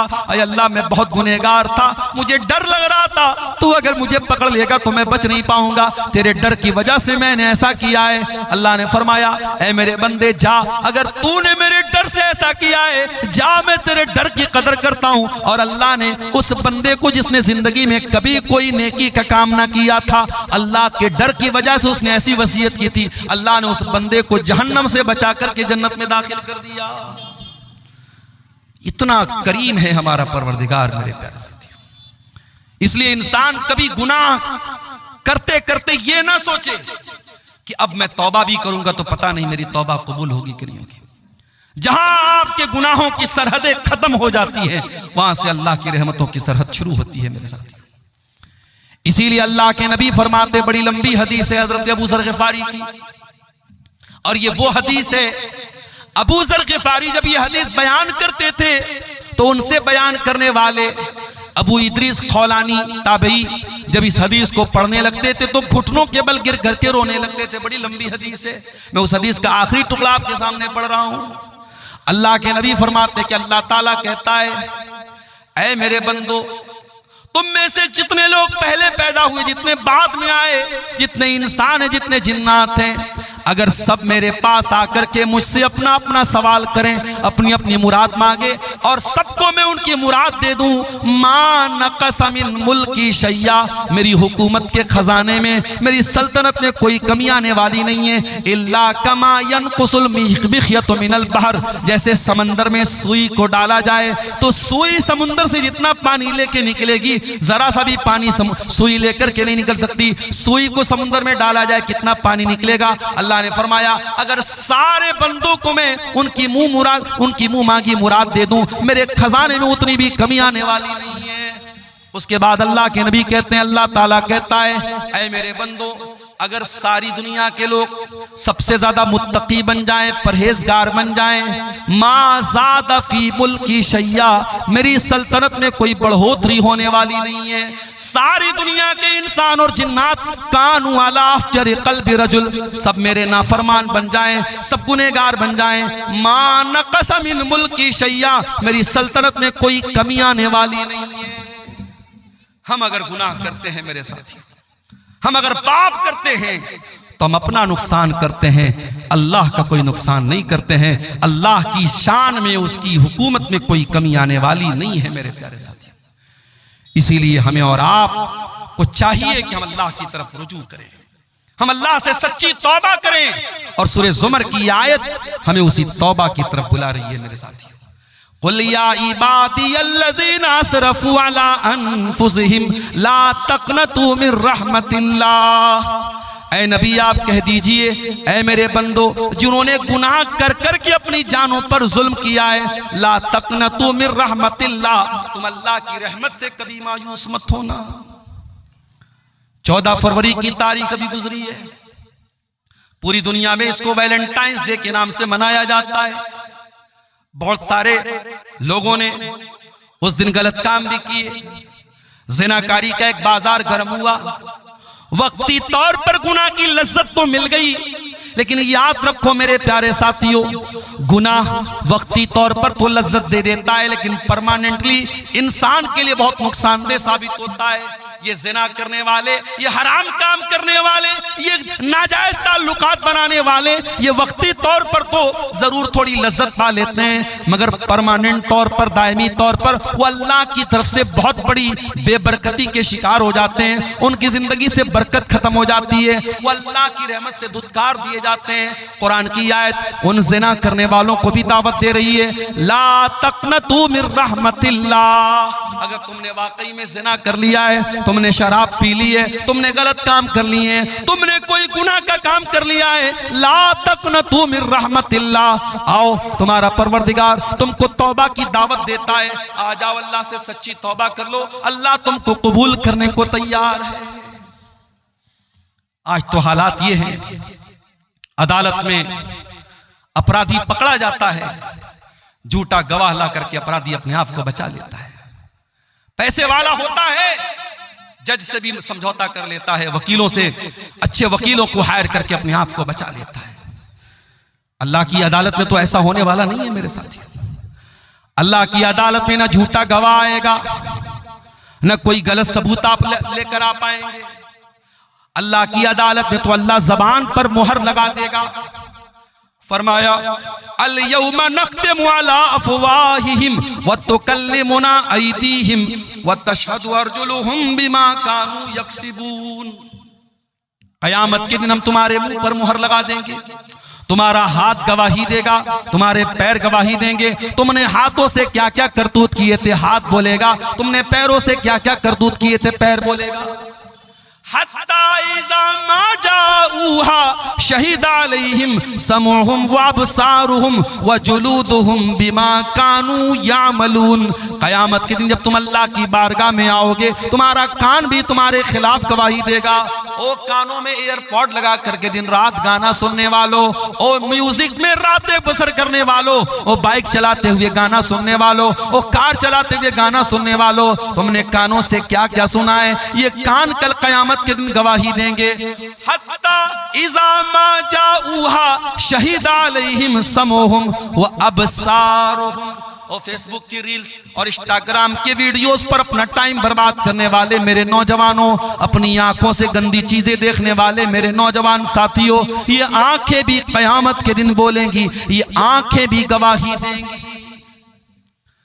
और एक बात मैं बोलना चाहूंगा मेरे साथियों, क्योंकि रमजान अब सिर्फ 2 दिन की दूरी पर हमसे, हो सके तो 1 महीना के लिए ये रील्स की दुनिया से अपने आप को बाहर निकाल दो। ये रील्स कोई मामूली चीज नहीं है, ये रील्स गंदी फिल्मों से बड़ा किरदार अदा कर रही हैं, हमारे बच्चों को बर्बाद कर रही हैं, हमारी लड़कियों को बर्बाद कर रही हैं। इन रील्स को मेरे भाइयों रमजान की रातों को बर्बाद करने का जरिया मत बनाना, रमजान के दिनों को बर्बाद करने का जरिया मत बनाना।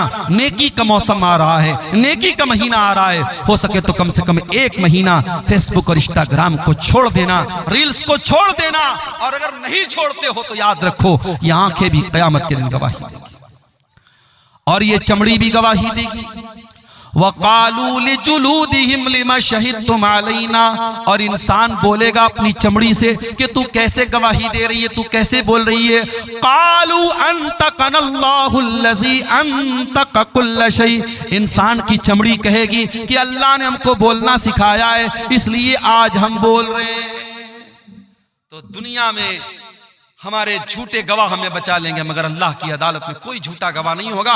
वहां कान गवाही देगा, वहां आंखें गवाही देंगी, वहां हाथ गवाही देंगे, वहां पैर गवाही देंगे। इसलिए मेरे प्यारे साथियों, इससे पहले कि अल्लाह की अदालत में हमारा केस जाए, हम दुनिया में अल्लाह से सच्ची तौबा कर लें, हम अल्लाह के सामने माफी मांग लें। नबी अकरम के पास एक सहाबी आए, उनका नाम था माइस बिन मालिक अस्लमी।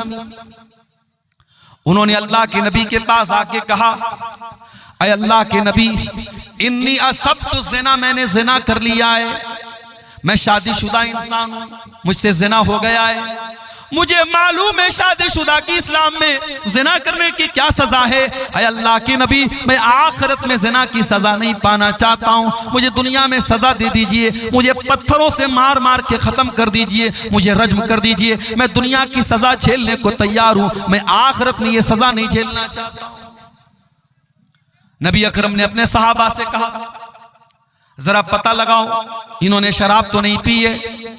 सहाबा ने मुंह सूंघा, ऐ अल्लाह के नबी शराब के नशे में नहीं है। फिर आपने पता लगाओ इनका दिमाग तो नहीं खराब हो गया है, इनको पागलपन का दौरा तो नहीं आ रहा है। सहाबा ने तहकीक करके बताया, ऐ अल्लाह के नबी दिमाग भी बिल्कुल ठीक ठाक है। आपने फरमाया अच्छा जाओ बाद में आना।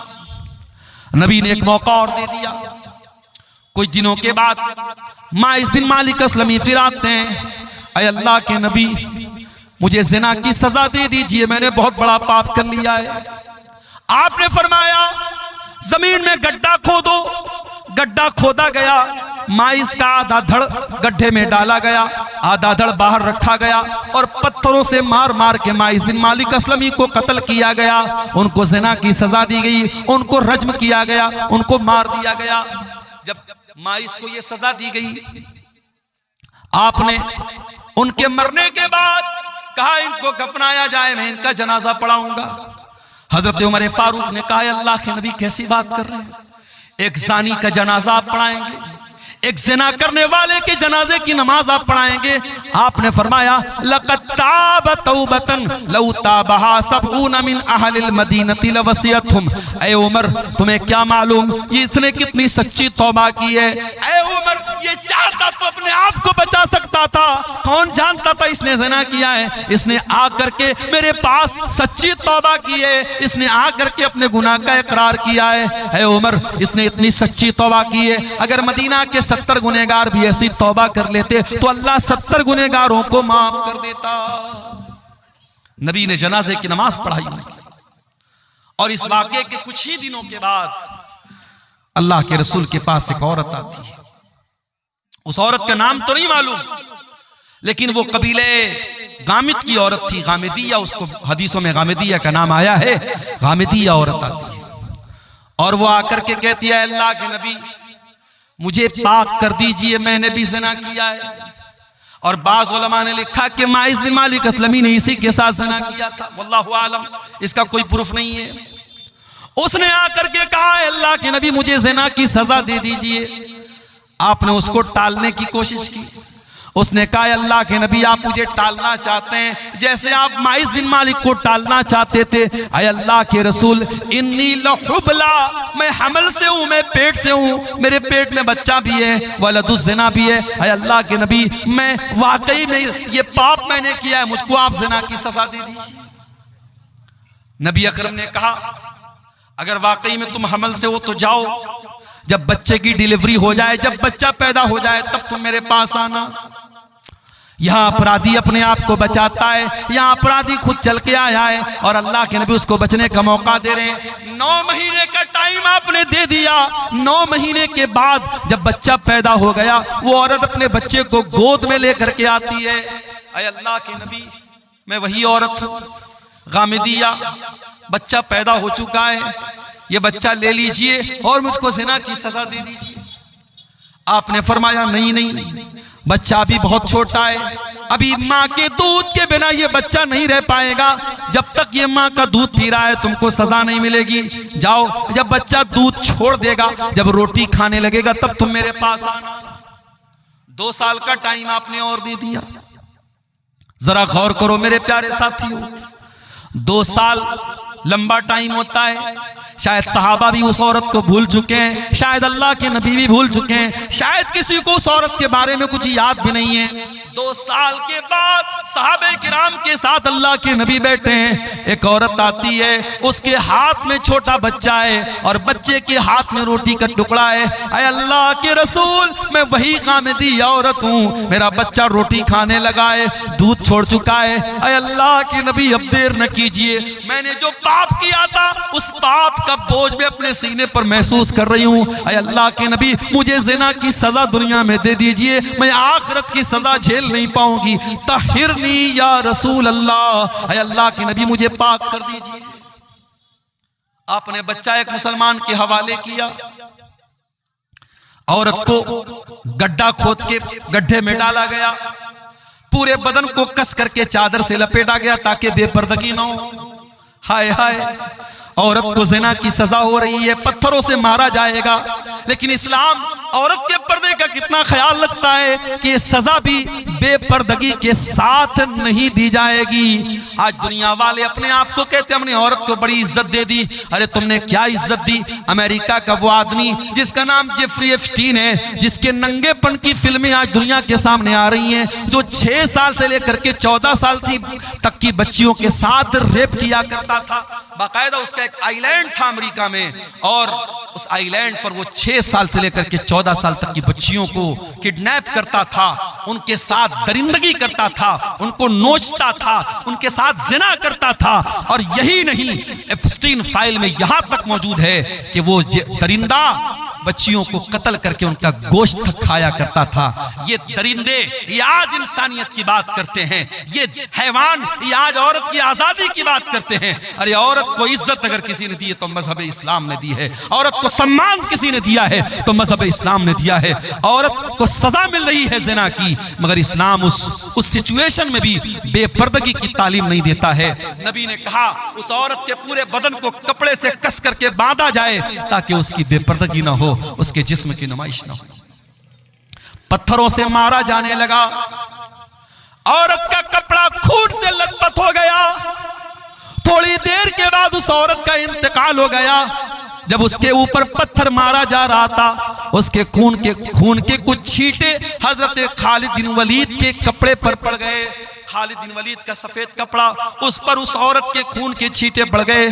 खालिद बिन वलीद की जबान से कुछ नाज़ेबा कलमात निकल गए, कुछ गलत चीजें निकल गई। पता नहीं कैसी गंदी औरत का खून मेरे कपड़े पर पड़ गया, इस तरीके का कोई जुमला उनके जुबान से निकल गया। नबी ने फरमाया महलन या खालिद, ऐ खालिद खबरदार, अपनी जबान को लगाम दो। लक़द ताबत तौबतन लौ ताबहा साहिब मुहसिन लगोफिर लहू। ऐ खालिद, इस औरत ने इतनी सच्ची तौबा की है, अगर कोई डाकू कोई डाका डालने वाला भी अगर तौबा करता तो अल्लाह ताला उसकी तौबा को कबूल कर लेता। मेरे प्यारे साथियों, उसके बाद अल्लाह के नबी ने उस औरत की भी जनाजे की नमाज पढ़ाई है।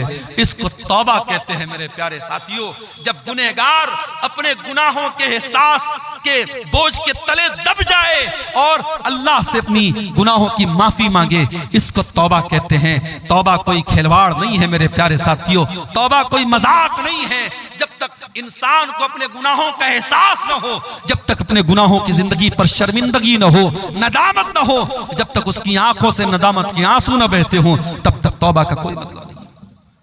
और यह भी याद रखो मेरे प्यारे साथियों, अगर इंसान ने कोई ऐसा गुनाह किया है जिसका ताल्लुक हुकूकुल इबाद से है, किसी की जमीन हत्या ली, किसी का माल हड़प लिया, किसी के साथ चीटिंग कर ली, बेईमानी कर ली, फ्रॉड कर लिया, किसी की जमीन पर नाजायज कब्जा कर लिया, किसी के मकान पर तजावुज कर लिया, तो ये वो गुनाह है जो सिर्फ तौबा करने से माफ नहीं होगा, जो सिर्फ अल्लाह के सामने रोने से माफ नहीं होगा।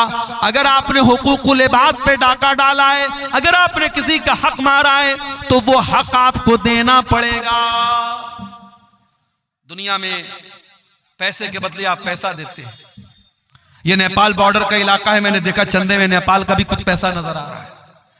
बॉर्डर के इलाकों में नेपाल का पैसा भी चल रहा है, इंडिया का पैसा उस पार चल रहा है, उधर का पैसा इस पार चल रहा है बॉर्डर के इलाके में। लेकिन आप इंडिया का पैसा सऊदी अरब में लेके जाएं, नहीं चलेगा, वहां रियाल चलेगा। दुबई आप लेके चले जाए, वहां आपका इंडिया का पैसा नहीं चलेगा, वहां दिरहम चलेगा। कुवैत में आप चले जाएं, वहां दीनार चलेगा। अमेरिका में चले जाएं, वहां डॉलर चलेगा। ब्रिटेन में आप चले जाएं, वहां पाउंड चलेगा। आप दुनिया के मुख्तलिफ मुल्कों में चले जाएं, वहां उनकी करेंसी चलती है। मेरे प्यारे साथियों, आखिरत में जब मरने के बाद हम अल्लाह के यहाँ जाएंगे तो वहां दुनिया का माल और दुनिया की दौलत और दुनिया की करेंसी नहीं चलेगी, वहां करेंसी चेंज हो जाएगी। अगर दुनिया में हमने किसी का माल हड़पा है, किसी की जमीन हड़पी है, किसी बहन बेटी के साथ हमने ज्यादती की है और उसका हक मारा है, तो तो कयामत के दिन हमें अपनी नेकियों से हाथ धोना पड़ेगा।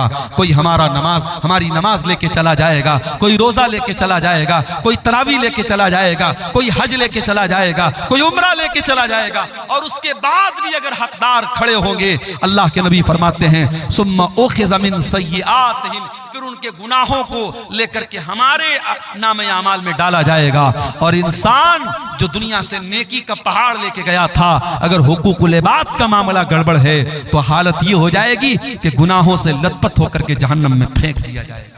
इसलिए मेरे प्यारे साथियों, अगर सच्ची तौबा करना चाहते हो हुकूकुल इबाद से, तो दुनिया में हक दे दो, हक दे दो।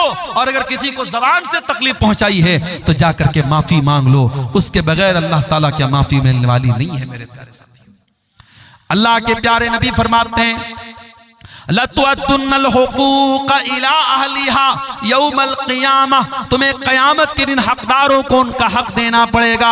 हत्ता युक़ादल शातिल जलहाई मिनश्शातिल करना, यहाँ तक कि अगर बगैर सींग वाली बकरी को सींग वाली बकरी ने मारा है, अगर सींग वाली बकरी ने बगैर सींग वाली बकरी को मारा है तो उसका भी क़िसास लिया जाएगा, उसका भी बदला लिया जाएगा।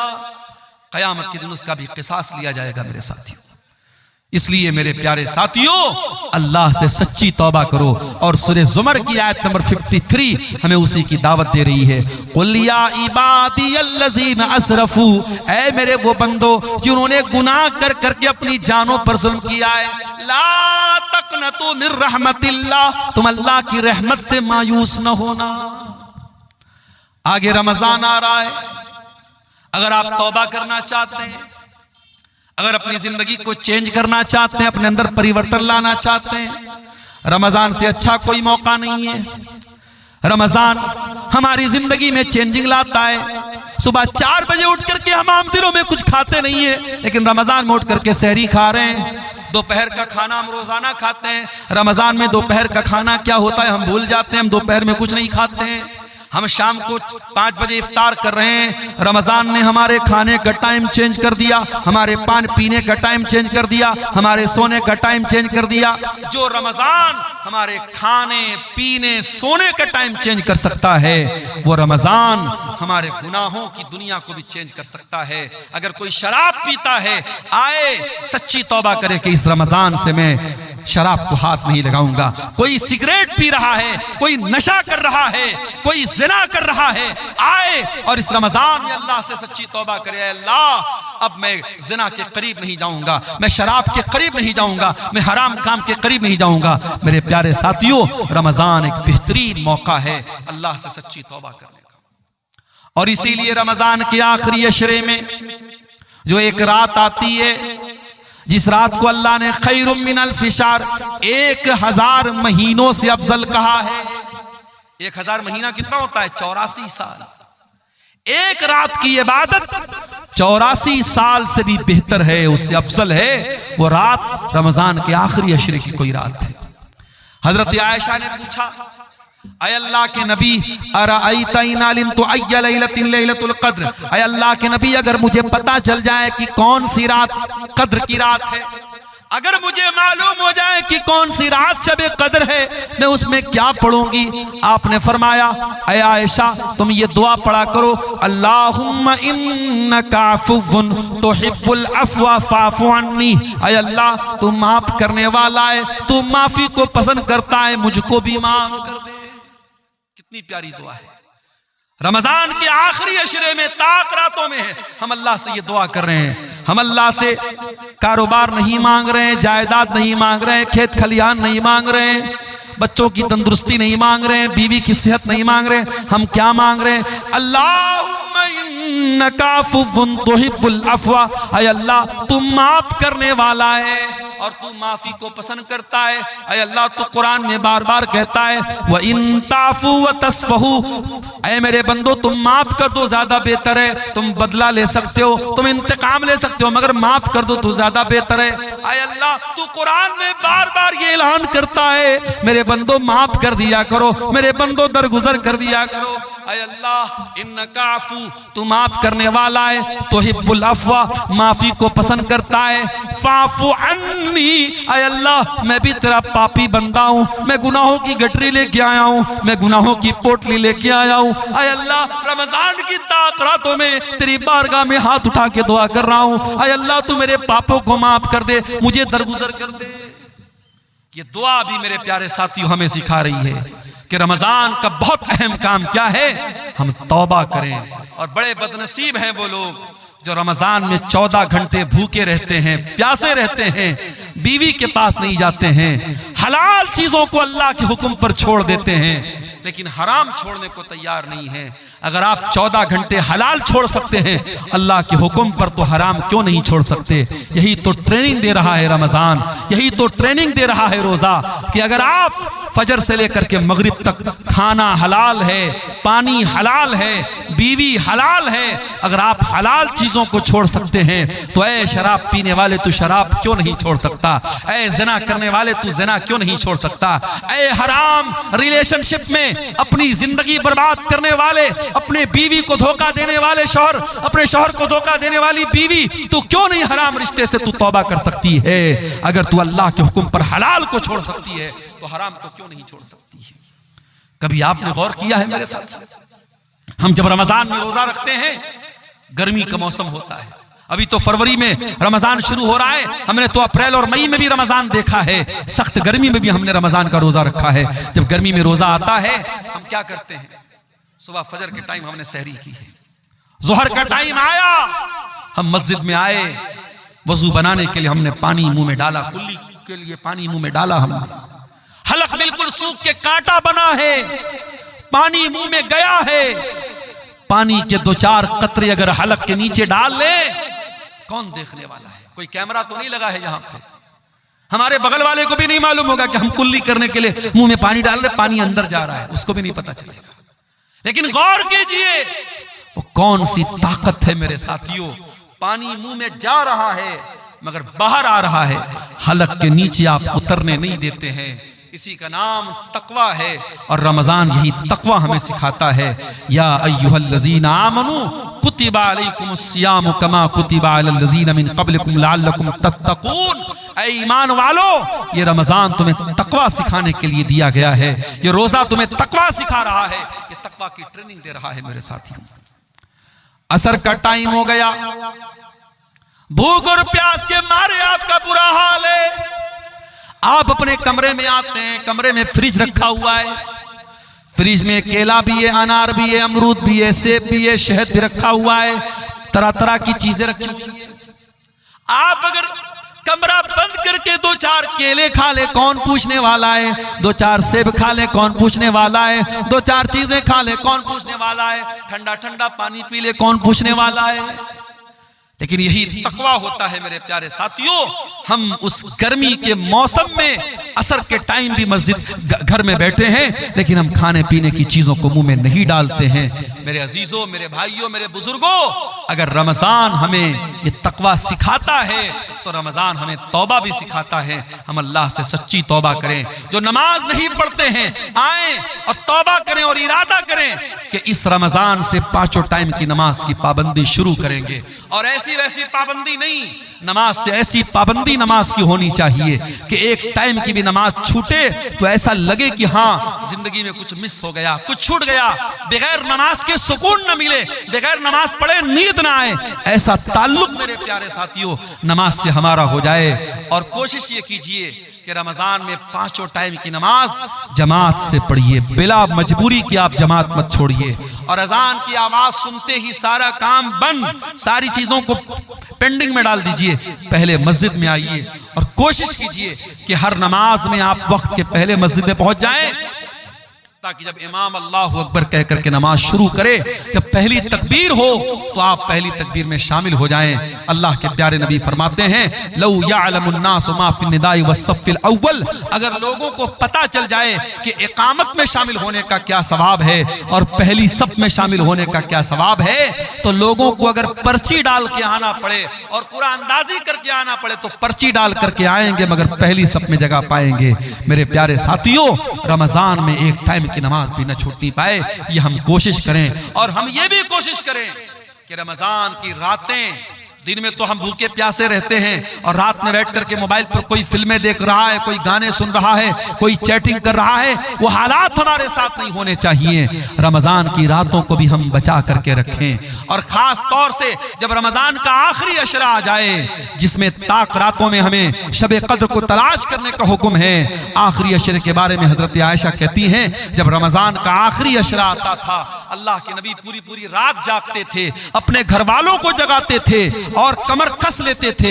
हमारे यहाँ उल्टी बात है, आखिरी अशरा आता है, कोई मार्केटिंग कर रहा है, कोई बीवी का कपड़ा देखने के लिए मार्केट जा रहा है, औरतें मेकअप का सामान लेने के लिए बाजार जा रही हैं। अल्लाह के वास्ते आखिरी अशरे को शॉपिंग का अशरा मत बनाओ, उसे खरीदारी का अशरा न बनाओ मेरे प्यारे साथियों।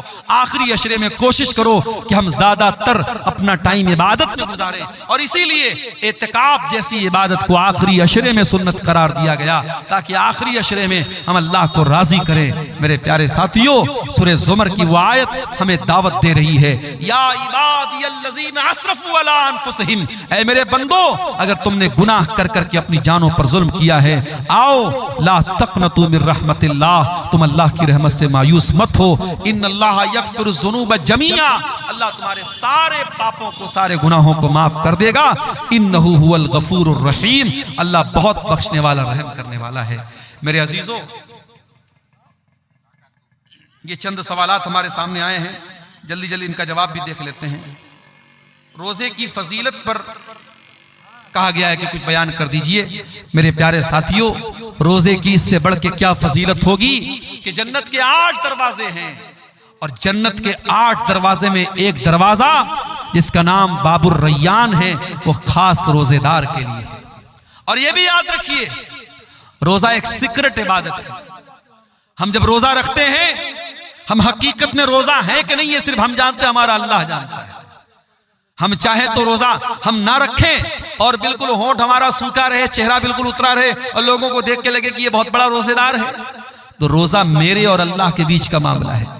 इसीलिए अल्लाह के नबी फरमाते, अल्लाह ताला कहता है, अस्सौमु ली व अना अज्ज़ी बिही, तमाम नेकियों का सवाब मैं 10 गुना से लेकर के 700 गुना तक देता हूं, मगर रोजे का सवाब क्या दूंगा मैं अभी क्लियर नहीं कर रहा हूं, क्योंकि बंदा रोजा मेरे लिए रखता है। यदौ तामहु व शराबहु व शहबतहु मिन अजली, बंदा मेरे लिए खाना छोड़ता है, पानी छोड़ता है, बीवी हलाल है, बीवी के पास नहीं जाता है। जब मेरा बंदा मेरे लिए अपनी हलाल चीजों को छोड़ रहा है, तो मैं क्या बदला दूंगा मैं अभी क्लियर नहीं करूंगा। यह आखिरत में पता चलेगा, ये कयामत के दिन पता चलेगा कि रोजे का बदला क्या मिलेगा। तो रोजा एक ऐसा अमल है मेरे प्यारे साथियों, जिसका सवाब अल्लाह ताला ने सीक्रेट रखा है। इसलिए हमें और आपको रोजा हर हाल में रखना है। और ये भी याद रखिए, लड़कियां अगर बड़ी हो गई हैं, और लड़की कब बालिग होती है इस्लाम में, जब लड़कियों को पीरियड आने लगे। जब लड़की को पीरियड आने लगा तो शरीयत की नजर में वो बालिग है। अब आप उसको कंपलसरी रोजा रखवाइए। कुछ लोग 15-15 साल की लड़कियां हो जाती हैं और वो स्कूल जा रही है, कहते रहे मौलवी साहब हमारी लड़की तो अभी छोटी है, स्कूल जा रही है, उससे रोजा तोड़वा देते, रोजा नहीं रखते हैं। हराम है ये। अगर आपकी बेटी को, अगर वो शरीयत की नजर में बालिग हो चुकी है, वो स्कूल जा रही है, कॉलेज जा रही है, कुछ भी, ये अल्लाह ताला के बहाना नहीं चलेगा, उसको रोजा रखना पड़ेगा। मेरे साथियों, रोजा माफ नहीं होगा। हाँ, अगर औरत पीरियड में है तो वो रोजा वो नहीं रखेगी, बाद में पूरा करेगी। अगर पैदाइश के बाद जो औरत को खून आता है, अगर वो आ रहा है तो वो रोजा नहीं रखेगी, बाद में रखेगी। औरत अगर प्रेग्नेंट है और रोजा रखने से बच्चे को नुकसान है तो वो रोजा नहीं रखेगी, उस रोजे की बाद में वो कज़ा करेगी। अगर बच्चे को दूध पिला रही है औरत, और अगर उस हालत में वो बच्चे को दूध पिला रही है, अगर उस हालत में रोजा रखेगी तो उसकी सेहत को नुकसान हो रहा है, तो वो उस रोजे की कज़ा बाद में करेगी। लेकिन बाकी आप बिला किसी उज्र के, मजबूरी के अगर रोजा छोड़ते हैं तो ये जायज नहीं है। कुतिबा अलैकुमुस सियाम, अल्लाह ने रोजे को फर्ज करार दिया है। उसके बाद एक सवाल ये आया है, गैर मुस्लिम से चंदा लेना कैसा है, ये जानने के बावजूद कि वो सूद ब्याज का काम करता है। देखिए, अगर गैर मुस्लिम सूद और ब्याज का काम करता है और वही उसका ज्यादातर धंधा उसी चीज का है, उसका बड़ा कारोबार वही है। तो ऐसे गैर मुस्लिम से आपको चंदा नहीं लेना चाहिए, ना मस्जिद में ना मदरसे में। और साफ बोल दीजिए कि भाई देखिए हमारे यहाँ सूद और ब्याज हराम है और आपका कारोबार सूद और ब्याज का है, हम आपसे चंदा नहीं ले सकते। वो नाराज हो जाए मगर उसे चंदा मत लीजिए। लेकिन अगर कोई गैर मुस्लिम ऐसा है जो ज्यादातर कारोबार उसका तो जायज चीजों का है, लेकिन चूंकि वो गैर मुस्लिम है, वो इस्लाम को तो नहीं मानता है और कुछ चीजों का वो हराम का भी कारोबार करता है, लेकिन मेजर हिस्सा, बड़ा हिस्सा उसके कारोबार का हलाल है, तो उसका चंदा आप ले सकते हैं। मस्जिद में भी ले सकते हैं, मदरसे में भी ले सकते हैं। क्यों ले सकते हैं? अल्लाह के नबी के दौर में जो खाने काबा था, उस खाने काबा को मुशरिकीन ने अपने पैसे से बनाया था और मुशरिकीन ने हलाल पैसे से बनाया था। उन्होंने तय किया था हम हराम पैसा नहीं लगाएंगे। तो जब अल्लाह के नबी ने खाने काबा को फतह किया, तो अगर उनके चंदे और उनके पैसे से बना हुआ काबा सही न होता तो अल्लाह के नबी उस इमारत को तोड़वा देते, मगर आपने उसको बरकरार रखा। और नबी के दौर में गैर मुस्लिमों से जो अल्लाह के नबी के जो ताल्लुकात थे, उसमें भी कहीं हमको ये चीज़ नहीं मिलती है कि आपने उनके साथ खाने पीने को मना किया हो या उनसे लेन देन को मना किया हो या उनके तोहफे तहफ़ को लेने से मना किया हो आपने। हाँ, जहाँ मजहबी मामला आ जाएगा, उनके किसी मजहबी त्यौहार में हम शामिल नहीं होंगे, किसी शिरकिया त्यौहार में शामिल नहीं होंगे, और किसी शिरकिया त्यौहार में मिलने वाला कोई सामान है उसमें हम शामिल नहीं होंगे। वल्लाहु आलम बिस्सवाब। नमाज के लिए इमामत का सबसे ज्यादा हकदार कौन है? अल्लाह के नबी की बड़ी साफ हदीस है, यउम्मुल कौम अक़रउहुम लिकिताबिल्लाह। कुरान को सबसे ज्यादा पढ़ने वाला, कुरान को सबसे ज्यादा कौन पढ़ता है? जो हाफिज कुरान होता है। तो अगर कोई हाफिज कुरान है, वो इमामत का सबसे ज्यादा हकदार है। लेकिन यहाँ ये बात याद रखिए कि बाज हमारे यहाँ ऐसे हाफिज कुरान होते हैं जो हाफिज कुरान तो हैं मगर नमाजी नहीं है या दड़ी मुंडे हैं, तो ऐसे लोगों को इमामत नहीं दी जाएगी।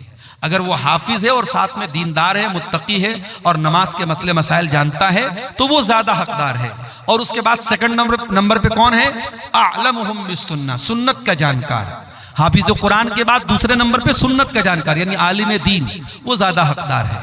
अगर आलिम दीन भी बहुत सारे लोग हैं तो अल्लाह के नबी ने फरमाया कि उनमें फिर सबसे ज्यादा जो उमरदार, जो सबसे ज्यादा बाउमर है, मुअम्मर है, मान लीजिए 3-4 उलमा है, तो जो उसमें सीनियर है उसको इमामत के लिए आगे बढ़ाया जाएगा। तो ये पूरी तरतीब हदीसों में बयान की गई। एक कब्र को दूसरी जगह ट्रांसफर करने का सही तरीका क्या है? देखिए, एक कब्र को दूसरी जगह ट्रांसफर करने का सही तरीका यही है कि जहां पे कब्र है, अगर हमको कन्फर्म मालूम है कि यहाँ पे कब्र है, तो उस कब्र में जो भी मुर्दे के बकियात हैं, उसकी हड्डियां वगैरह हैं, उनको एहतियात के साथ और एहतराम के साथ उनको वहां से उठा करके दूसरी जगह मुंतकिल किया जाएगा। अब उसमें कोई इस तरीके का जिक्र नहीं है हदीसों में कि हम बाकायदा अलग से कफन ला करके कफन में रखेंगे। आप नॉर्मली भी उसको उठा करके दूसरी जगह दफन कर सकते हैं, लेकिन हाँ, किसी हड्डी वगैरह को तोड़ने की इजाजत नहीं है। उस कब्र में जो भी लाश के बकियात हैं उनकी बेहुरमती और तौहीन करने की इजाजत नहीं है। और बहुत इमरजेंसी केस में ही एक कब्र को दूसरी जगह मुंतकिल किया जाएगा, बिला वजह ऐसा करना ठीक नहीं है। वल्लाहु आलम बिस्सवाब। तो ये चंद सवालात थे। अल्लाह ताला से दुआ है रब्बुल आलमीन हम सबको नेक अमल, अच्छी समझ की तौफीक अता फरमाए। इलाहुल आलमीन हमें सच्ची तौबा की तौफीक दे। आने वाले रमज़ान को हमारी ज़िंदगी का बेहतरीन रमज़ान बना दे। हाँ, अच्छा, माशाअल्लाह माशाअल्लाह। जयपुर के कुछ हमारे नौजवान साथी जो यही के वो लोग जयपुर में जाके रहते हैं, माशाअल्लाह। अच्छा, रूस वाले हैं, ये रूस से आया है। अच्छा अच्छा, यहाँ के कुछ नौजवान रूस में काम करते हैं माशाअल्लाह। उन्होंने तकरीबन 37,000 रुपये ऑनलाइन भेजे हैं इस मदरसे के लिए, मरियम लिल बनात के लिए। रब्बुल आलमीन उन तमाम नौजवानों को जो वहाँ काम कर रहे हैं, अल्लाह उनकी हिफाजत फरमाए, अल्लाह उनकी इस नेकी को कबूल फरमाए, अल्लाह उनके इस सदक़ात व खैरात को दुनिया और आखिरत में उनकी नजात का जरिया बनाए। और जिन भाइयों ने भी आज इस मदरसे के लिए ताउन किया है, रब्बुल आलमीन उनके हाँ कबूल फरमाए। जाते जाते आप तमाम हजरात से गुजारिश है कि आप हजरात अगर नहीं अब तक हिस्सा लिए हैं इस नेकी में, तो आगे बढ़ करके हिस्सा लें। यहाँ ऑनलाइन जो है स्कैनर वगैरह भी मौजूद